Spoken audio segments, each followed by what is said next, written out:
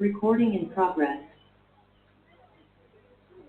आइए बेटा, तो लास्ट क्लास में मैंने आपको रदरफोर्ड थ्योरी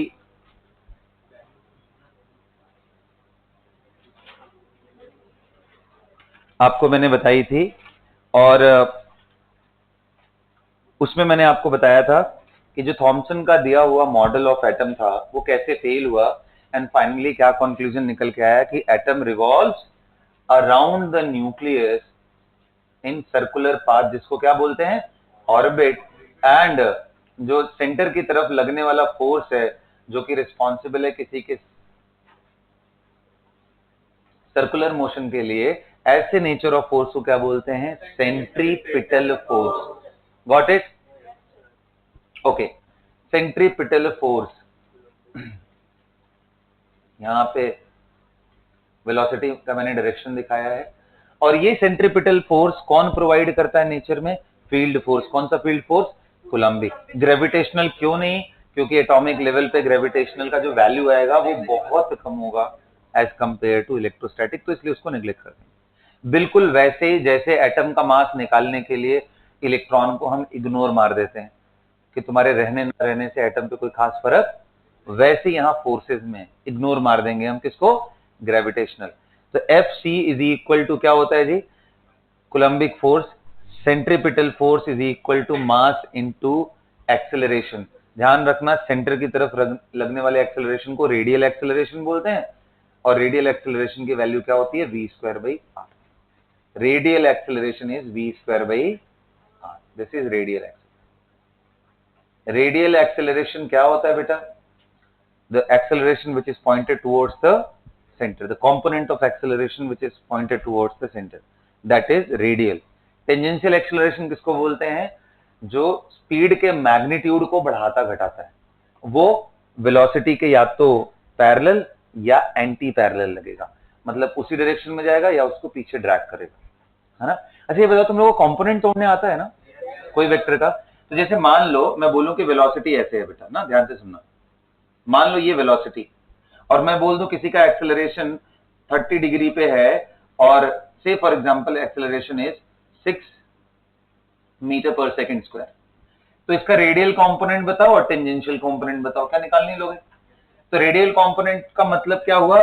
जो इस वेलोसिटी के परपेंडिकुलर, यानी ये, this is a radial component, and जो इसके अलोंग हो वो क्या है?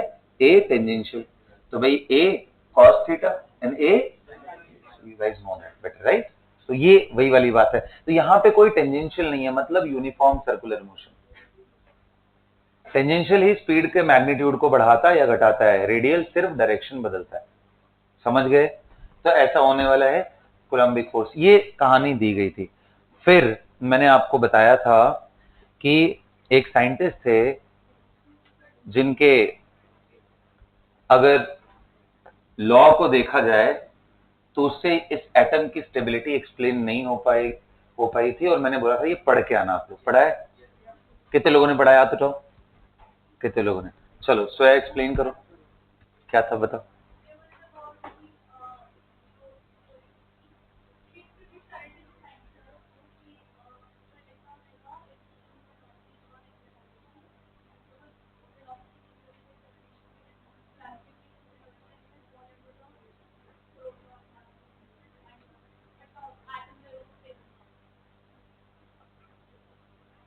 एनर्जी रिलीज क्यों होगी वैसे? Because of the speed that it have. तो हाँ, तो क्यों? क्योंकि सारा चीज तो नहीं करता। अगर ऐसा होता तो अर्थ को भी ऐसे करते करते सन के अंदर चला जाना चाहिए। ऐसा तो होता नहीं है ना, वो तो फिक्स होकर के चलता है। तो ऐसा कौन सा लॉ है जो ये बोलता है कि एनर्जी रेडिएट करेगा?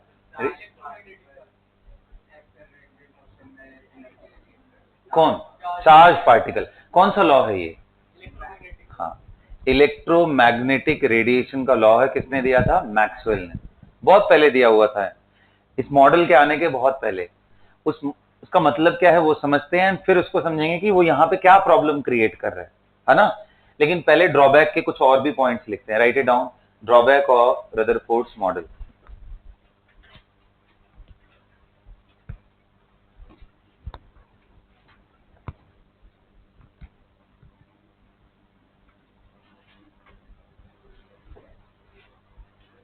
सबसे पहला ड्रॉबैक क्या है कि चलो ठीक है, इन्होंने एक्सप्लेनेशन तो दे दिया कि सर्कुलर ऑर्बिट में ऐसे घूमेगा, लेकिन वो किस डिस्टेंस पे घूमेगा, what is the radius of that, what is the speed of electron, what is it's kinetic energy, इनके बारे में कोई इंफॉर्मेशन नहीं मिल पाया। और मिलेगा भी कैसे यार, मल्टी इलेक्ट्रॉनिक स्पीसीज है ना, फोर्सेस का वैल्यू कैलकुलेट कैसे करेंगे, तो वो एक अपने आप में बड़ा प्रॉब्लम था। लिखो drawback of Rutherford model, he couldn't explain anything about the speed of electron.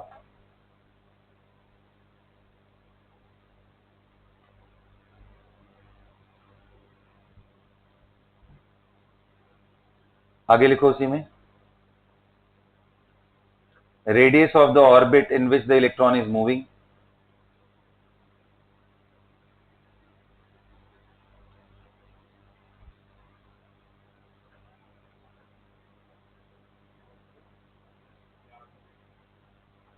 radius of the orbit in which it is moving, potential and kinetic energy of the electron,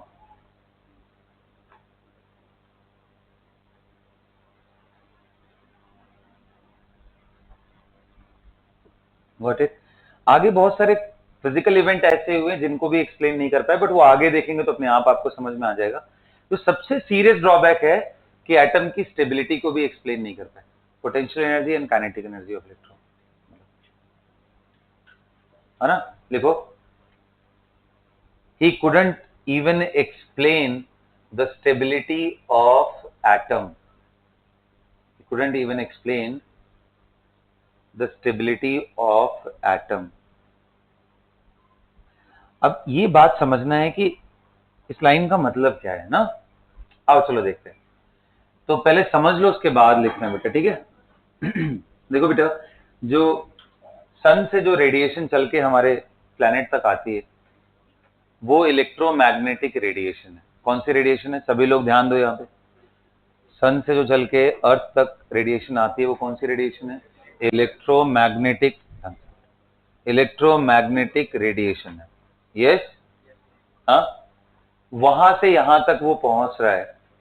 तो भाई साइंटिस्ट बड़े curious थे, क्या इस तरह की radiation हम खुद प्रोड्यूस कर सकते हैं क्या, कोई तरीका है क्या प्रोड्यूस करने का। तो उनमें एक साइंटिस्ट थे मैक्सवेल, जिन्होंने बड़ी मेहनत करके इलेक्ट्रोमैग्नेटिक रेडिएशन को प्रोड्यूस करने का तरीका सीख लिया। तो उन्होंने ये समझाया अपने मल्टीपल एक्सपेरिमेंट करने के बाद, जो फाइनल कंक्लूजन था कि अगर आपको इलेक्ट्रोमैग्नेटिक रेडिएशन बिल्कुल जैसे सन से यहाँ पे पहुंच रही है रेडिएशन वैसा बनाना है, तो आप चार्ज पार्टिकल को एक्सेलरेट कर दो। तो उनका सेटअप कुछ अलग तरह का था कि यहाँ पे पंप लगा करके और इनको वो ऑक्सीलेट करते थे, राइट, मतलब plates coming close and then going.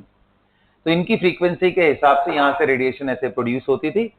तो इसको अगर हम अप्लाई करें तो उन्होंने ये बताया कि भाई चार्ज पार्टिकल के एक्सेलरेटेड मोशन के वजह से ही इलेक्ट्रोमैग्नेटिक रेडिएशन प्रोड्यूस होता है। अब हम आओ एटम पे आते हैं। इलेक्ट्रॉन कैसा पार्टिकल है बेटा, चार्ज पार्टिकल। ये सुनो, न्यूक्लियस तो चलो अपनी जगह पे फिक्स्ड है, electron is a charge particle and move कर रहा है। क्या इसका स्पीड बदल रहा है, नहीं सर। क्या वेलोसिटी बदल रहा है, हाँ जी सर, क्योंकि वेलोसिटी वेक्टर क्वांटिटी है, उसकी वैल्यू बदल रही, डायरेक्शन चेंज हो रहा है। तो वेलोसिटी का चेंज होना मतलब इसके पास एक्सेलरेशन है। ये सुनो, कौन सा, रेडियल है बट एक्सेलरेटेड तो है ना।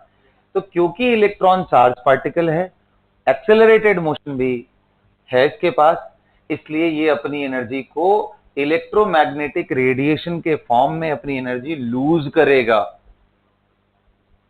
और एनर्जी लूज करेगा तो इसका स्पीड कम हो जाएगा, और न्यूक्लियस अपनी तरफ अट्रैक्ट कर ही रहा है, तो धीरे धीरे ये स्पाइरल पाथ बनाते हुए न्यूक्लियस में जाकर के हर मोमेंट पे ये एनर्जी रिलीज कर रहा है, एवरी मोमेंट। क्या हुआ, गॉट इट। अगर इलेक्ट्रॉन के स्पीड को देखा जाए तो ऐसा करने में मतलब 1 सेकेंड बहुत बड़ा क्वांटिटी हो गया।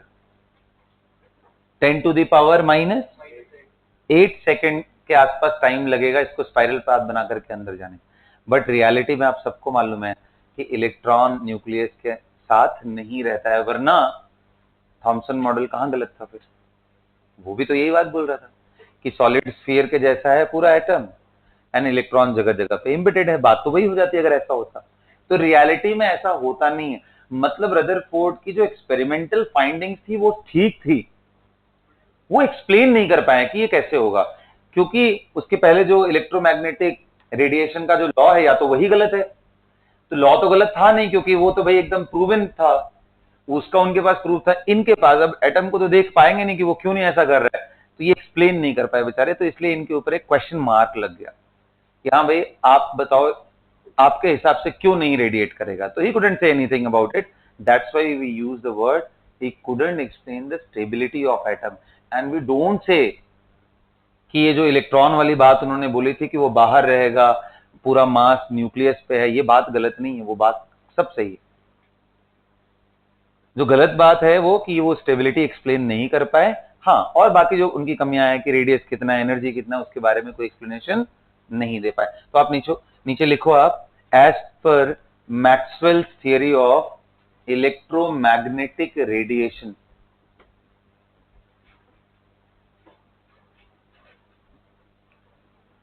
As per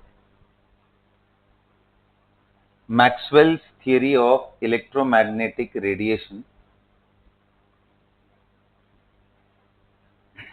any charged particle under accelerated motion, underline कर लेना दोनों पार्ट, चार्ज पार्टिकल भी होना चाहिए, एक्सेलरेटेड मोशन भी होना चाहिए। Any charge particle under accelerated motion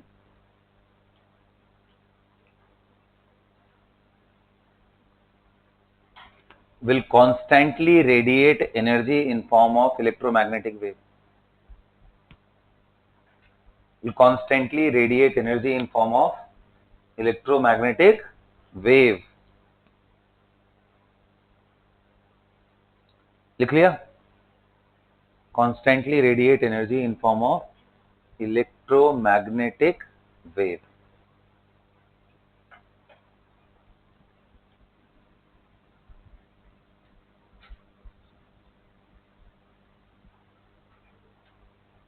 अब पैराग्राफ चेंज करके लिखो। अब इसी लॉ को यहां पे अप्लाई, जो मैंने करके आपको समझाया उसी को लिखना है।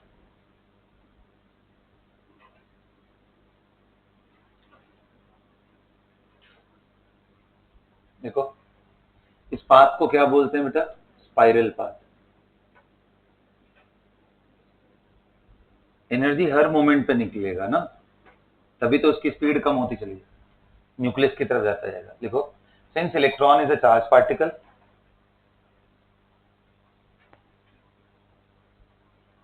and it is having radial acceleration,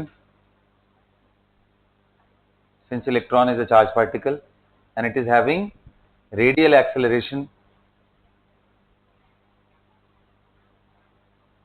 it will radiate energy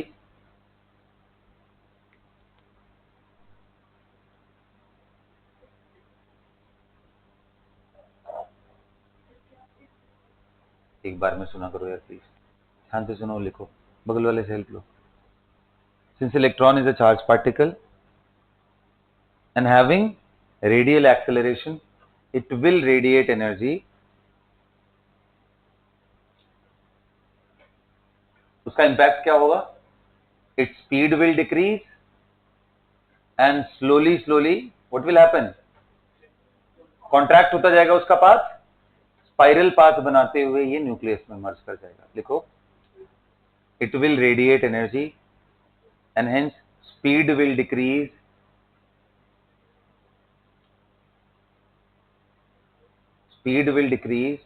लिख लिया,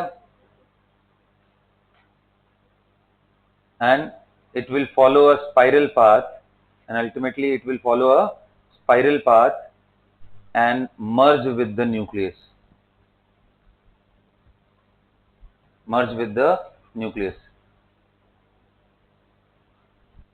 got it? बट रियलिटी ऐसा नहीं है, वरना ये जो अल्फा स्कैटरिंग है वो जो एक्सपेरिमेंटल फाइंडिंग्स है वो बात बिल्कुल प्रूव करता है कि ऐसा हो नहीं रहा है, बट इसके बारे में कोई एक्सप्लेनेशन किसके पास नहीं था, तो इस वजह से इनको मानते। चलो, तो अब ये मॉडल को दिमाग में रखना है कि अभी तक एटम को हम ऐसे ही समझ रहे हैं कि न्यूक्लियस है, बाहर इलेक्ट्रॉन ऐसे सर्कुलर ऑर्बिट में रिवॉल्व कर रहे हैं। इसके एक्सप्लेनेशन को अब हम लोग जानेंगे कब, अगले मॉडल में। कौन सा मॉडल है, Bohr model of atom, Niels Bohr model of atom. लेकिन वहां पहुंचने से पहले हमें कुछ लाइट के बिहेवियर, क्योंकि अब जो सबसे बड़ा पार्ट आने वाला है स्ट्रक्चर ऑफ एटम या इलेक्ट्रॉनिक स्ट्रक्चर को रिवील करने वाला, उसमें स्पेक्ट्रम का बहुत बड़ा रोल है। लाइन स्पेक्ट्रा, कंटिन्यूअस स्पेक्ट्रा में क्या डिफरेंसेस है, इसको जानना है। और वो समझने से पहले हमें लाइट को ही समझना है ढंग से, तो जाकर के हमें वो स्ट्रक्चरल क्लैरिटी मिलने वाली है। ठीक है, तो आज का हमारा क्लास डेडिकेटेड होगा to understand what is light. Let's see if you guys know anything. Heading डालो नए पेज से, बिल्कुल कोई कंजूसी नहीं करना है, बिल्कुल न्यू पेज से आप लिखो light.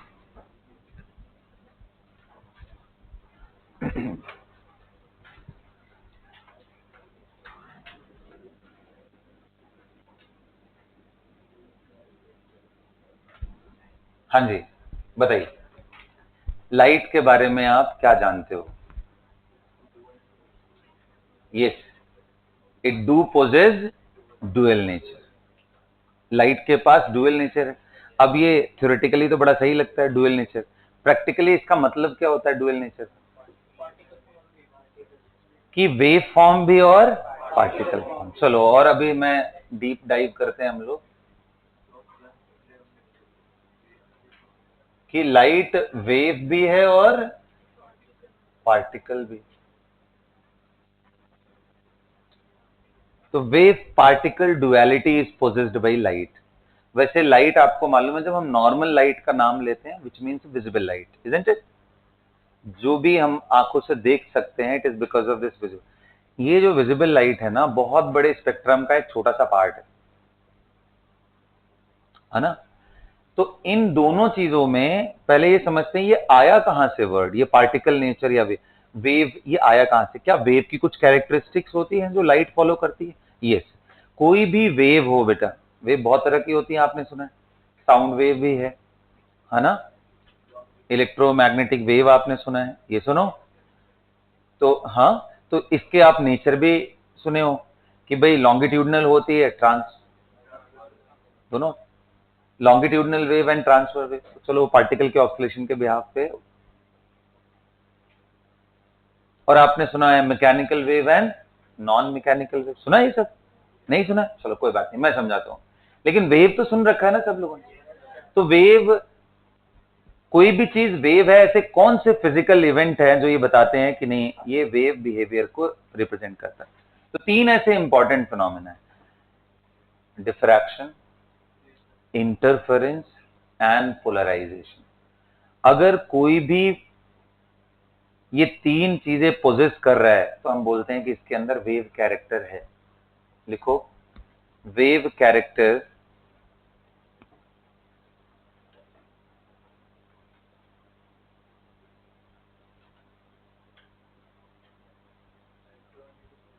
Wave character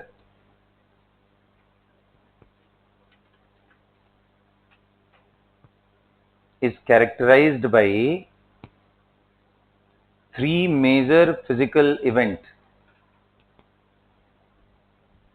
three major physical event। कौन से है वो, diffraction, interference and polarization. Diffraction, interference and polarisation.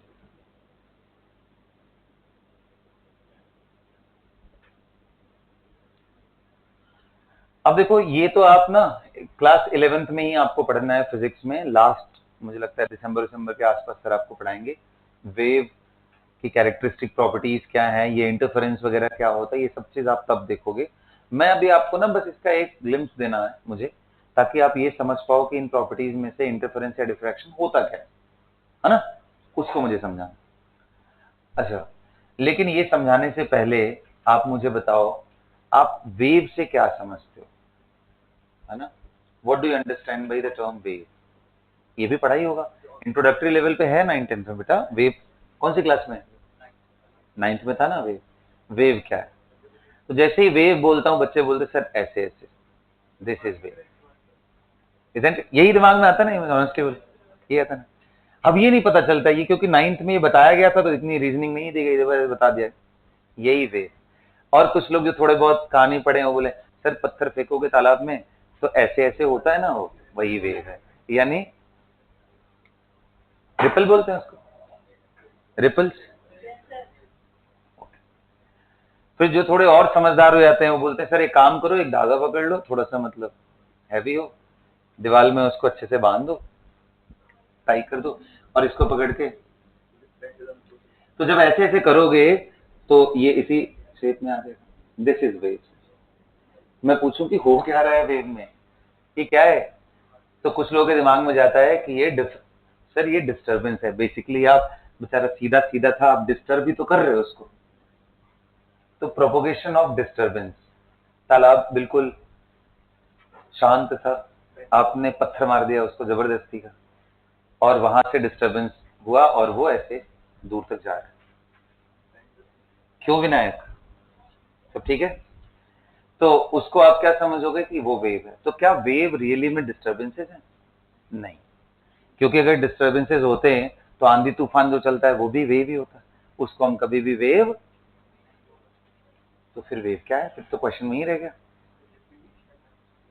किस चीज का रिपीटेशन। आप थोड़ा और ध्यान से सोचोगे तो आपको एक कॉमन चीजें दिखाई देंगी, सारे जहां से भी वो वेव आ रहा हो, जैसे मैंने यहाँ पे बोला आप तक वो आवाज पहुंच रही है, वो डिस्टर्बेंसेस पहुंच रही है ना। आपने यहाँ डिस्टर्बेंस दिया, डिस्टर्बेंस कहने का मतलब you transferred some energy and momentum to it, isn't it? क्या हुआ भाई, आपने जो चीजें स्टिल थी आपने उसमें एनर्जी दे दी, काइनेटिक मोमेंटम ट्रांसफर कर दिया, isn't it? So wave is basically the transfer of energy and momentum from one point to other, but the most important thing is without transferring medium particles. जो medium particles थे वो वहीं के वहीं हैं। मतलब अगर ये स्ट्रिंग था और इसको मैं कांस्टेंट ऊपर नीचे ऐसे कर रहा हूं तो इसके पार्टिकल उठ उठ करके यहां नहीं जा रहे हैं, बल्कि अगर मैं एक सिंगल पल्स क्रिएट करूं तो शायद आप ज्यादा अच्छे से विजुलाइज कर पाओ कि मान लो मैंने एक छोटा सा डिस्टरबेंस क्रिएट किया यहाँ पे, तो क्या होगा बेटा, ये एक ऐसा कुछ शेप ले लेगा, ये सुनो। थोड़े टाइम के बाद आप देखोगे तो ये यहां तक पहुंच गया है, और एक टाइम आएगा ये जाके दीवार पे झटका लगेगा इसको इस जगह। तो डिस्टरबेंस आपने यहां दिया, पहुंच कहां गया? यहां पहुंच गया। यही अगर आप पीरियोडिक कर दोगे तो वो वेव फॉर्म में है, अगर एक सिंगल दिया तो वो पल्स है। Got it?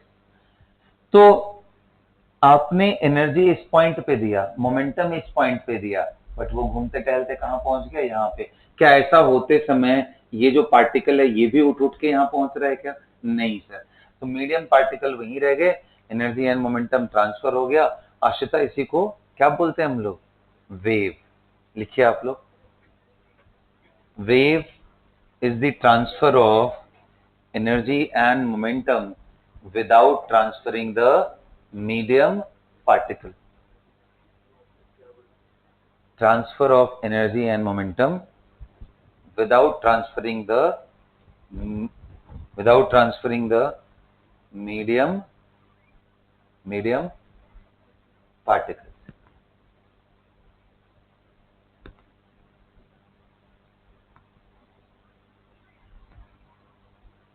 Got it?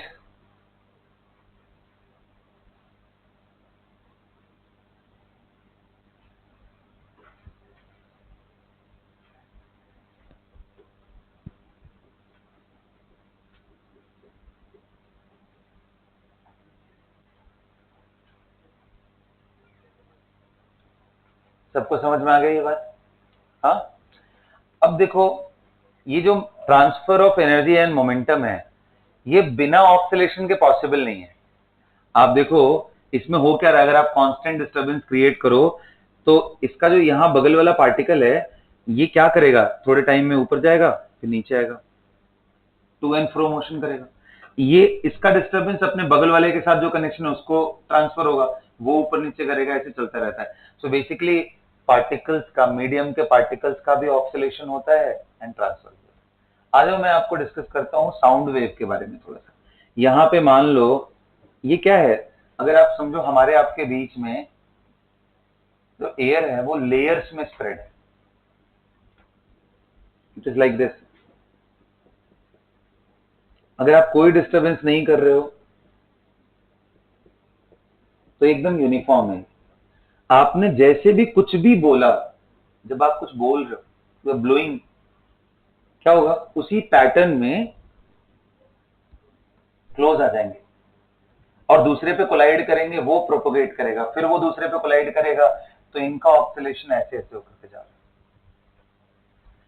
आप देख रहे हो यहां से एनर्जी जा रही है और इसमें पार्टिकल का ऑक्सीलेशन भी इसी डायरेक्शन में हो रहा है। ऐसे वेव जिनमें वेव का डायरेक्शन, यानी वेव का डायरेक्शन का मतलब एनर्जी का जो ट्रांसफर हो रहा है उसका डायरेक्शन कहां से कहां जा रहा है। मैं बोल रहा हूं तो आपके पास जा रहा है ना, इसका डायरेक्शन एंड पार्टिकल के ऑक्सीलेशन का डायरेक्शन अगर वो एक ही लाइन के लॉन्ग हो जाए, ऐसे वेव को क्या बोलते हैं, लॉन्गिट्यूडनल। और अगर वेव का जो डायरेक्शन है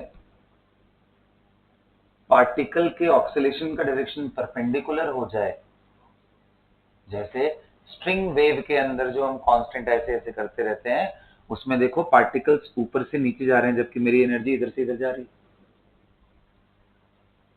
इसको बोलते हैं ट्रांसवर्स वेव। Got it? अब आते हैं बात, क्या ये सब लिखवाने की जरूरत है क्या? नहीं ना, समझ गए ना, ये सब छोटे छोटे पॉइंट्स है। नेक्स्ट, लॉन्गिट्यूडनल एंड ट्रांसवर्स के बाद एक पॉइंट आता है mechanical and non mechanical wave. ये वर्ड समझो थोड़ा ध्यान से। A mechanical wave is that which requires medium for its propagation। इसलिए साउंड को बोलते हैं मैकेनिकल वेव। अगर बीच में से एयर गायब कर दिया जाए तो यहां से यहां कितना भी मैं चिल्लाता रह जाऊं तुम्हारे कान तक कुछ होगा ही नहीं, बिल्कुल एंजॉय करोगे, ठीक है, कोई दिक्कत नहीं, म्यूट हो गए सर ऐसा बोलोगे, ठीक है, बोल रहे सुनाई तो नहीं दे रहा यहां से यहां। Isn't it? ये सुनो, तो भाई ये मैकेनिकल वेव है, लेकिन सोचो सन से आने वाली जो रेडिएशन है जो अर्थ तक पहुंचती है, क्या सब जगह मीडियम है? वैक्यूम है भाई, बहुत बड़ा वैक्यूम है। ये तो फ्यू किलोमीटर अगर ऊपर अर्थ के सरफेस तक जाते हो तो आपको गैसेस मिलती हैं, उसके बहुत ऊपर चले जाओ तो गैसेस भी नहीं। तो ऐसे कोई वेव को जिसके चलने के लिए मीडियम का जरूरत ना पड़े, उसको क्या बोलते हैं, नॉन मैकेनिकल वेव। समझ गए? ये बेटा सारी चीजें, ये वेव की चीजें है ना, ये सब 11th फिजिक्स। मैंने आपको एक बात बोला था कि केमिस्ट्री के जो शुरुआत के चैप्टर्स है ना 3-4, आइडियली वो तब पढ़ाना चाहिए जब आपको 11वीं 12वीं का फिजिक्स एंड मैथ्स दोनों आ जाए, तब मैं अगर बताऊं तो आपको सब समझ में आएगा। अभी क्या है, मैं पढ़ा रहा हूं लेकिन वो वेव आप पढ़ोगे 8 महीने बाद, तब आपको समझ में आएगा सर ये सर ये बता रहे थे कुछ सर। तो इसलिए मेरा टाइम ज्यादा कंज्यूम होता है स्टार्टिंग के 2-3 चैप्टर पढ़ाने में, क्योंकि तब तक आप जीरो बटा सन्नाटा हो दोनों ही सब्जेक्ट में। धीरे धीरे धीरे धीरे आपकी मेच्योरिटी गेन होगी by the end of 11th class, तब तो आपको ये बात समझ आएगी कि मैं क्या बोल रहा हूं। अभी तो आप सुन रहे हो, समझ रहे हो, थोड़े बहुत उसके नोट्स बना रहे हो, है ना। तो मैं वेव पूरा यहाँ लिखवाने में मेरा टाइम ही वेस्ट होगा, समझा दिया है ताकि आपको वर्डिंग्स क्लियर हो, क्योंकि हमारा पर्पस वेव को समझना नहीं है, इसका हेल्प लेके हमें स्ट्रक्चर ऑफ एटम को समझना है। ओके, गॉट इट ना। तो वेव का जब टाइम आएगा तो आप ये पूरी डिटेल नोट मेकिंग वहां पे करना, अभी इसकी जरूरत मुझे नहीं है। मैकेनिकल नॉन मैकेनिकल क्लियर हो गई? ओके जी। तो फिर आपके दिमाग में आएगा सर तो ये बताओ, जैसे क्लासिफिकेशन करते हैं तो जो लाइट है ये कौन सा वेव है, इज इट मैकेनिकल और नॉन नॉन मैकेनिकल। समझ में आ गया ना, उतना दूर से आ रहा है। दूसरा चीज सर अगर नॉन मैकेनिकल है तो उसमें ऑक्सीलेशन किस चीज का हो रहा है, क्योंकि वेव का मतलब तो हम लोग यही जानते हैं ऐसे ऐसे हो रहा है, तो इसमें किसका ऑक्सीलेशन हो रहा है, यहाँ तो पार्टिकल्स के ऑक्सीलेशन हो रहे हैं, उसमें किसका, तो उसमें ऑक्सीलेशन होता है इलेक्ट्रिक एंड मैग्नेटिक फील्ड्स का। Electric and magnetic field oxalate करते हैं परपेंडिकुलर प्लेन में, उससे लाइट एक पॉइंट से दूसरे पॉइंट तक ट्रेवल करता है। तो in form of wave light is considered as electromagnetic wave which is a non-mechanical wave. Write it down from here. In form of wave, light is considered as electromagnetic wave. Light को क्या मानते हैं बेटा, electromagnetic wave, which is an example of non-mechanical wave.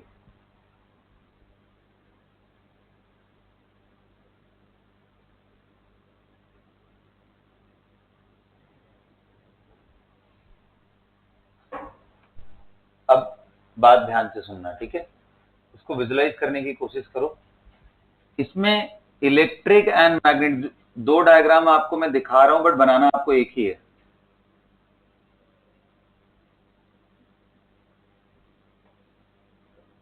ये Z axis बना रहा हूं, X Y and Z axis. Ideally आपको मालूम है एक्स ये है, अगर वाई ये है तो जेड इसके बाहर और अंदर, है ना, वेक्टर में पढ़ा है एक्स वाई जेड एक्सिस। तो अभी आप समझो मैं एक्स वाई प्लेन की बात कर रहा हूं, तो इलेक्ट्रिक फील्ड वेक्टर क्वांटिटी होता है, तो इसका ऑक्सीलेशन कुछ ऐसे,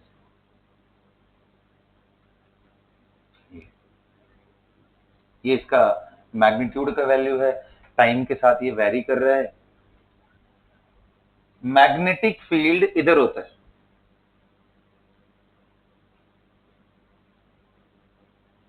ये ऐसे ऑक्सीलेट करता है।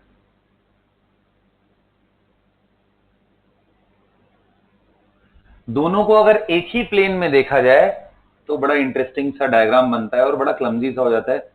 दोनों इकट्ठे बनाए हो तो आपको समझ में भी नहीं आएगा कैसे हो रहा है, इसलिए मैंने पहले स्प्लिट कर दिया कि आप थोड़ा इसको समझो।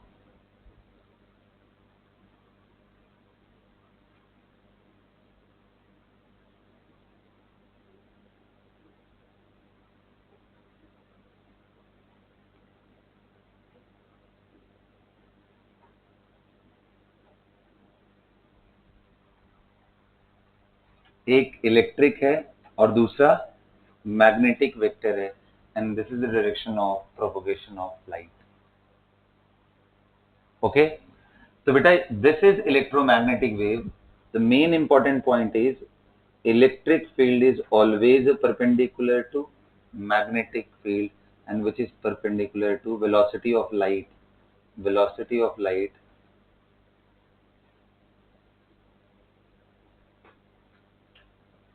और velocity of light, इसको वेक्टर डाल दो, ये तीनों आपस में परपेंडिकुलर।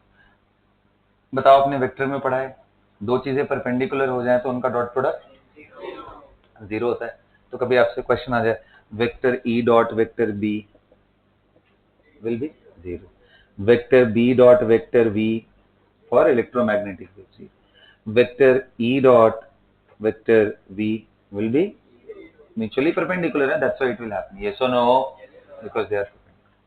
लिखो ये बात, electromagnetic wave consists of oscillating electric and magnetic field.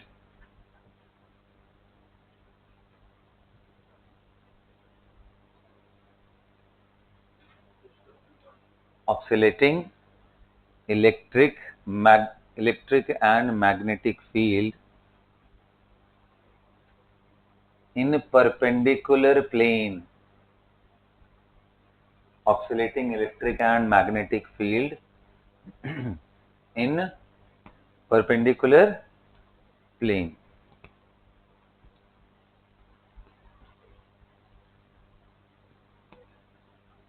In perpendicular plane.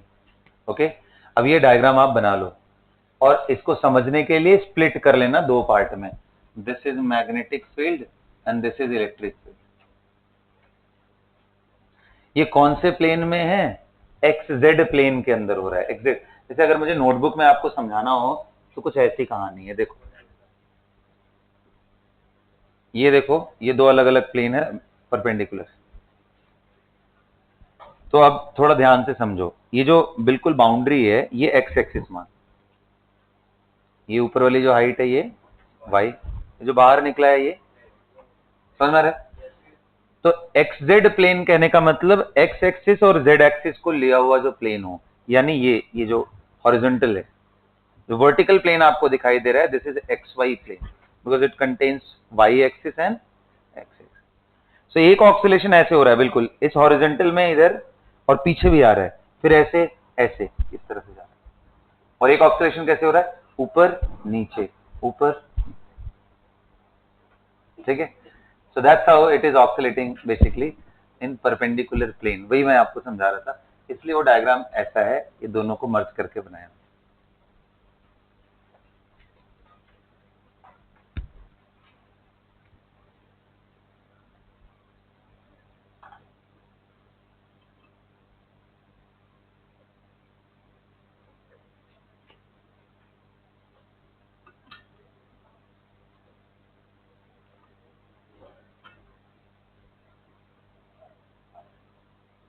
हाँ जी बेटा, हो गया.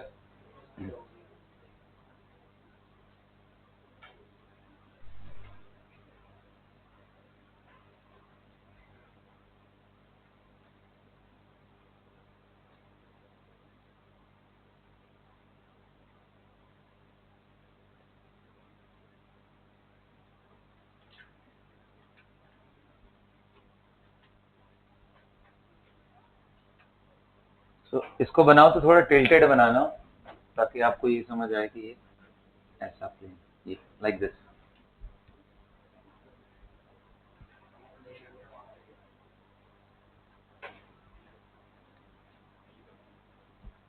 Magnetic field. ई का मतलब क्या है यहाँ पे? इलेक्ट्रिक. बी का मतलब मैग्नेटिक फील्ड. वेलोसिटी इसके परपेंडिकुलर होगा. दिस विल बी वेलोसिटी का direction.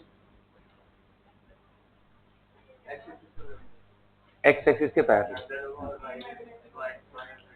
So B is magnetic field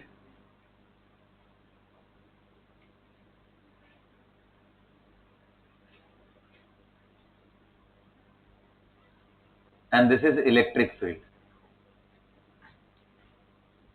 Electric field, magnetic field,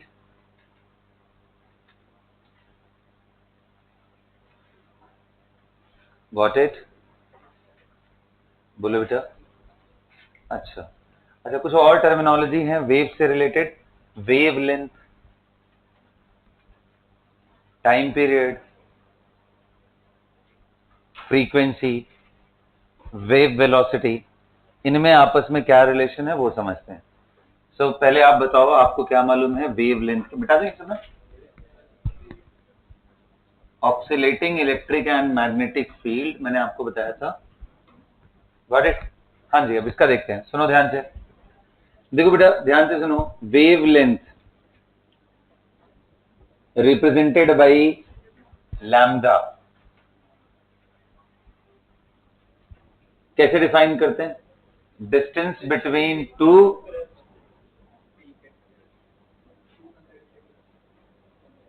consecutive. समझते हो गए ये सब क्या होता है? क्या बोलते हैं इसको? क्रेस्ट. और ये क्या होता है?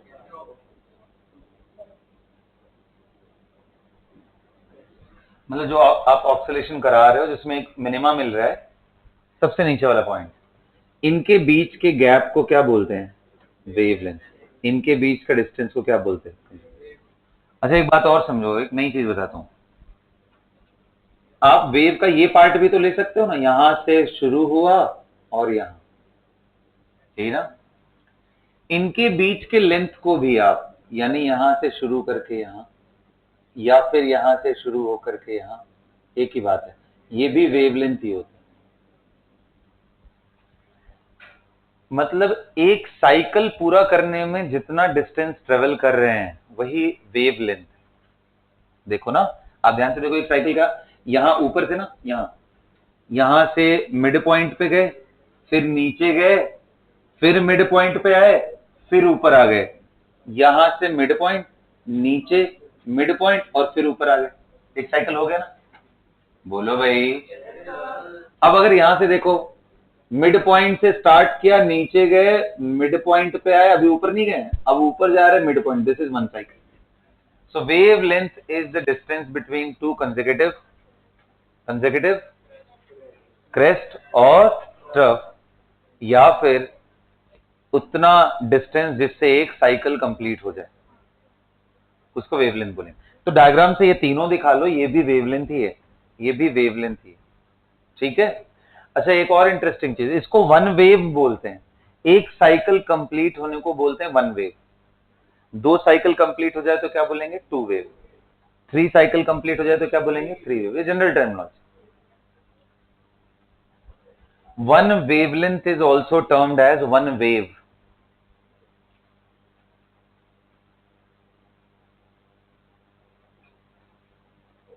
और वन वेवलेंथ ऐसे, और फिर ऐसे हो जाए, आई मीन दो बार यह cycle, this is two wave और टू वेवलेंथ। वन वेव और वन वेवलेंथ, टू वेव और टू वेवलेंथ का मतलब समझ में आया सबको? हाँ, अच्छा। एक साइकिल कंप्लीट करने में जितना टाइम लगता है उसको क्या बोलते हैं? Time period. लिखो, टाइम पीरियड के बारे में लिखो। Time required to complete one cycle, time required to complete one cycle is termed as time period. हो गया ना बेटा? फिर एक और पार्ट लिखेंगे, फ्रीक्वेंसी। क्या होता है? हाँ जी, मतलब एक सेकंड में कितने साइकिल्स कंप्लीट हो रहे हैं।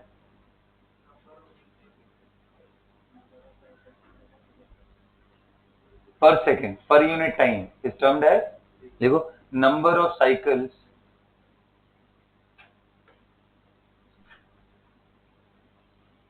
पर unit time is termed as frequency. यानी इसको वन बाई टाइम पीरियड बोल सकते हैं क्या?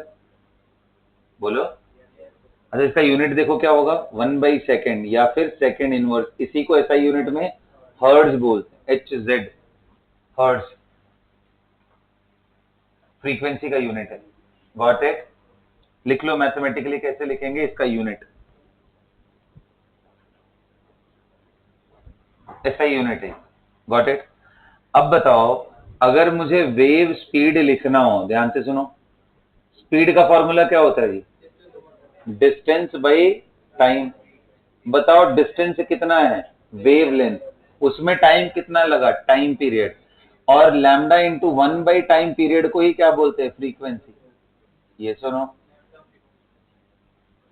तो यानी v इज इक्वल टू क्या हो गया?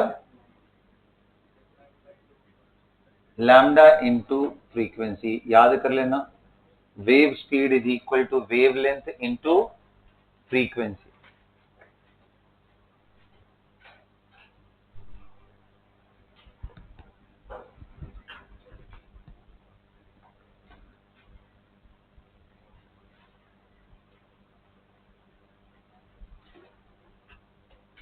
Got it? बोलिए। अच्छा,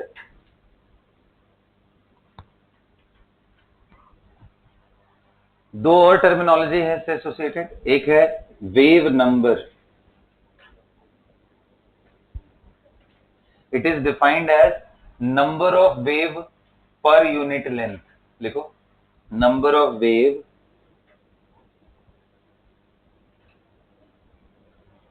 पर यूनिट लेंथ। तो जैसे हमारा फ्रीक्वेंसी कैसे डिफाइन कर रहे थे, number of cycle per unit time, तो वो 1/t था। ये number of wave per unit length है, इसका सिंबल होता है v बार, इसकी वैल्यू होती है 1/λ। yes it will have also unit, क्या होगा इसका unit, metre inverse, centimetre inverse, millimetre inverse, dot dot dot, length inverse basically.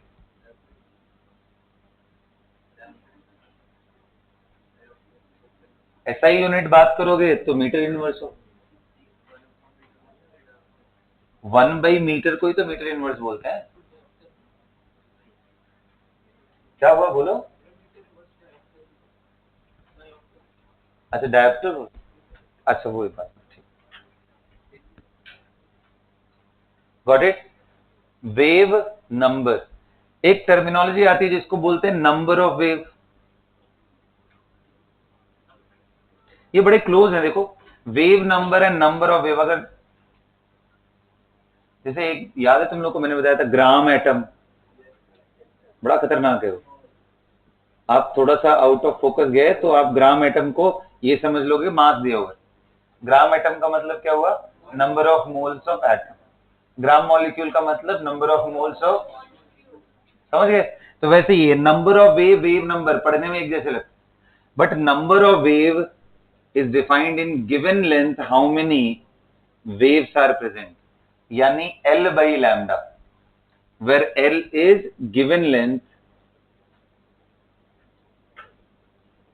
upon wavelength।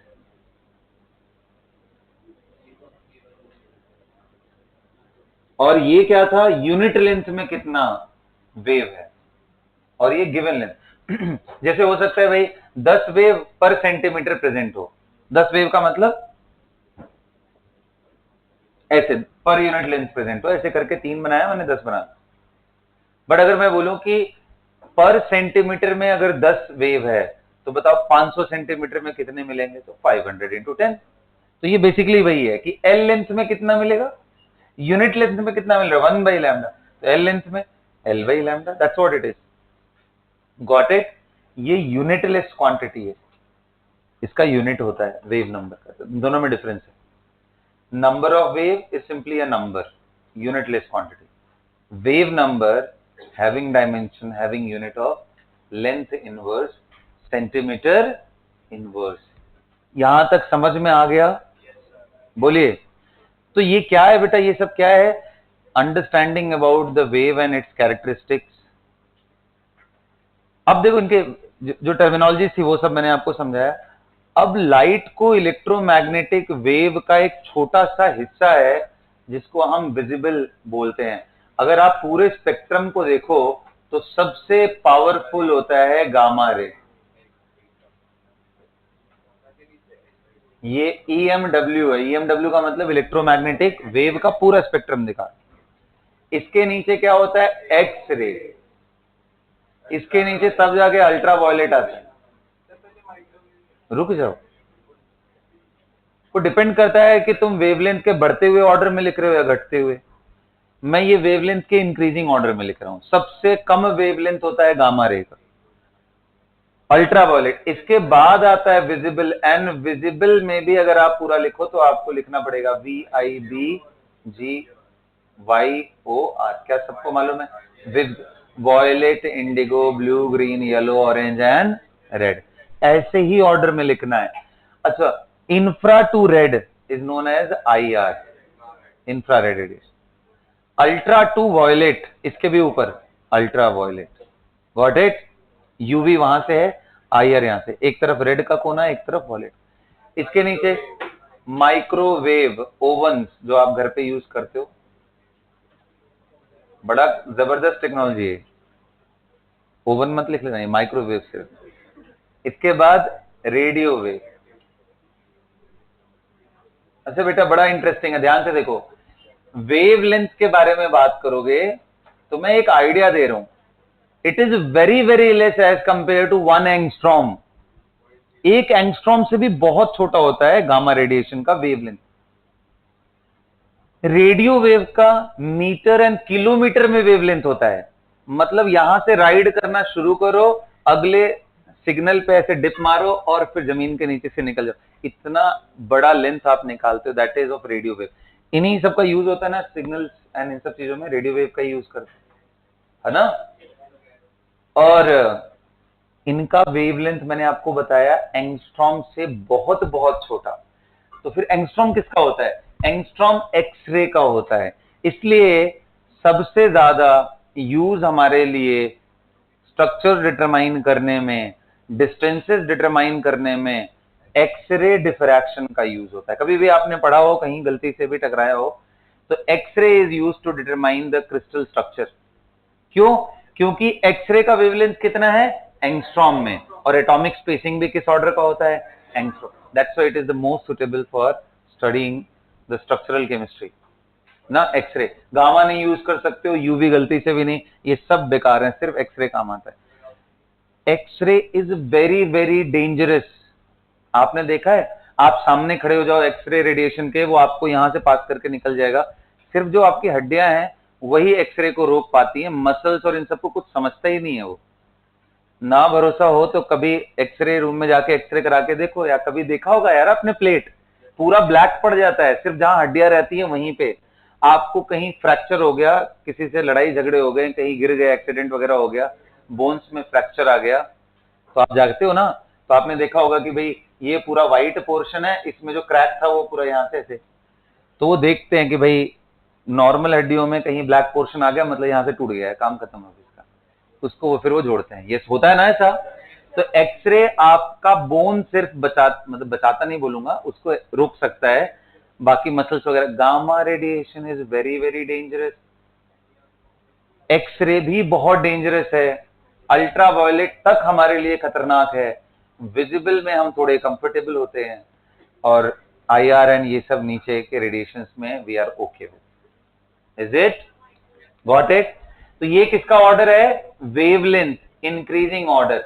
अगर आपसे कोई पूछे वेवलेंथ का ऑर्डर बताओ, तो गामा सबसे कम, इससे ज्यादा एक्स, इससे ज्यादा अल्ट्रावायलेट, इससे ज्यादा visible, and dot dot dot, ये वेवलेंथ का ऑर्डर है बेटा। कोई पूछे कि स्पीड का क्या ऑर्डर है, आपको क्या लगता है आपके हिसाब से सबसे ज्यादा स्पीड किसका होगा? हाँ, the right answer is all. ये सबसे बड़ी पॉइंट है related to electromagnetic wave. The most important thing is that irrespective of wavelength, all the component of electromagnetic wave travels with the same speed in vacuum। Vacuum में किसी medium में ले जाओगे, सबकी स्पीड बदल जाते हैं, सभी का स्पीड वैक्यूम में कितना होता है? फिक्स्ड, और उसकी वैल्यू क्या होती है? और उसी को क्या बोलते हैं? Speed of. कितना होता है? All move with the same speed. Got it? अच्छा, आपको एक रिलेशन अभी बताया था मैंने, wave speed is equal to wave length into frequency, बताया था। तो वेव स्पीड की जगह पे क्या? C is equal to lambda, और फ्रीक्वेंसी को लाइट के केस में ये स्टाइलिश लेटर से रिप्रेजेंट करते हैं, इसको न्यू बोलते हैं, nu, nu, N U, nu. तो C is equal to lambda into nu का रिलेशन है। अब बताओ, अगर लैम्डा आपको पता हो तो क्या न्यू के बारे में आइडिया नहीं लगेगा? वेवलेंथ अगर बढ़ रहा है तो फ्रीक्वेंसी, हाँ जी, तो फ्रीक्वेंसी सबसे ज्यादा होती है गामा की, फिर होती है एक्सरे, फिर ultraviolet and so on. Got it? तो इतना नोट कर लो, स्पीड सबका सेम होता है। इसके आगे की कहानी मैं अगली क्लास में बताऊंगा। That's all for the class.